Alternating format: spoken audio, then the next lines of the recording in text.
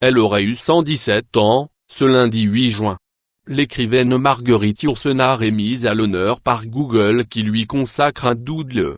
Née Marguerite Cleneverque de Créancourt le 8 juin 1903, à Bruxelles, en Belgique, elle change son nom en Yourcenar au tournant des années 1920, en fabriquant une anagramme à partir de son nom de famille. Dans les années 1920, et tout au long de sa vie, Marguerite Yourcenar voyagera beaucoup.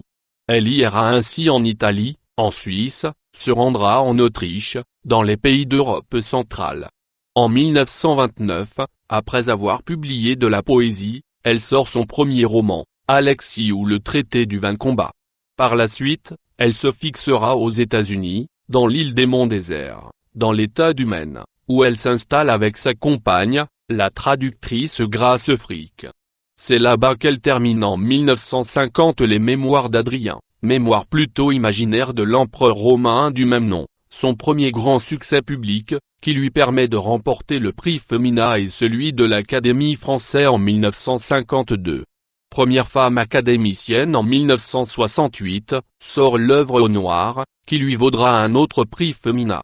Ce roman raconte l'histoire de Zénon, alchimiste et médecin du XVIe siècle, le destin tragique d'un homme extraordinaire, d'après le site des éditions Gallimard. Poète, romancière, Marguerite Yourcenar est aussi essayiste.